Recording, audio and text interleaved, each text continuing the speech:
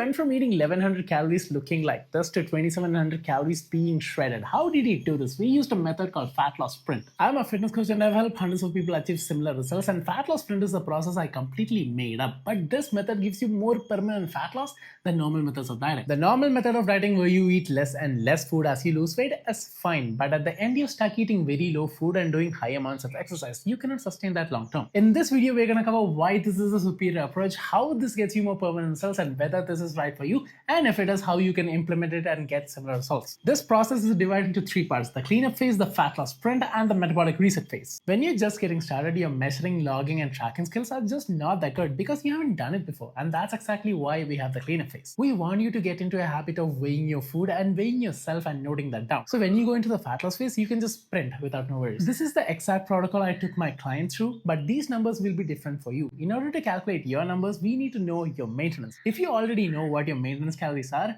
great. If you don't, there is a step-by-step cheat sheet in the description down below on how to figure out your maintenance. That only takes 2 weeks, so it fits perfectly inside the cleanup phase. Once we figure that out, it's time to move on to the next phase, the fat loss sprint. This is where the most amount of fat loss is going to occur. We're going to jump into an extremely steep deficit from the get-go and add back 200 calories every week. But why? With the normal method of dieting where you eat less and less food as you lose weight, the end of the fat loss phase is the worst. Why? Because your food is the lowest. Not only that, your lowest body fat is achieved through your lowest calories. That sucks.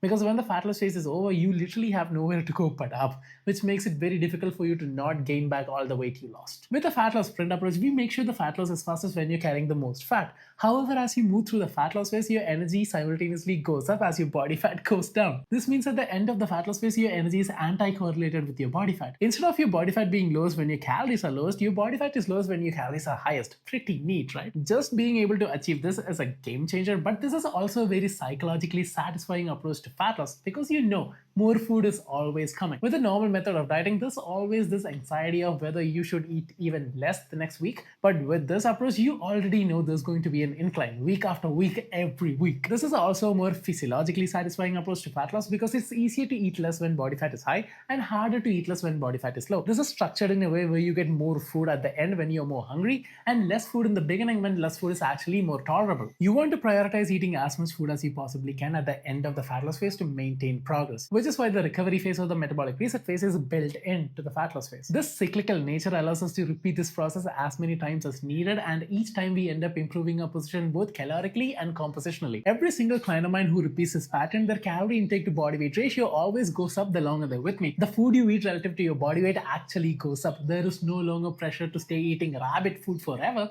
to maintain your progress, and that is why this produces more permanent fat loss. On the other hand, this is also a more hormonally healthier approach to fat loss compared to normal dieting because the longer you repeat this pattern, the more relatively thermogenic you become. We purposefully eat back up calories, potentially increasing all kinds of thermogenesis, and this gives us more energy to work with during fat loss and at the beginning of the next fat loss phase if it's required. Harmonizing these cycles together is why so many of my clients have such crazy reported calorie intake relative to their body weight. So many people are efficient with your energy, and you don't want to be efficient with your energy. You don't want to be a Maruti Suzuki of a human. That means you take very little and you go very far with it. We all know a person that's like, if I just look at a donut, I'll get fat. That is a very energy efficient person. You want to be the opposite. You want to be the gas guzzling Hummers and Lambos. More energy use? Hell yeah. More output? Hell yeah, definitely more output. This approach works best with people who are relatively new to lifting. We're talking about 0 to 3 years of lifting, and especially if your maintenance is less than 2000 calories and you feel like you're always stuck eating rabbit food. This is for people who always loses weight and gains it all back, so this approach is perfect for you. So if you know anyone that could benefit from this video, send them this video. Also, if you like to see more content like this, hit the subscribe button. I will be uploading a video every week, hopefully. Or if you have questions, put them in the comments down below. I will answer them and I will make more.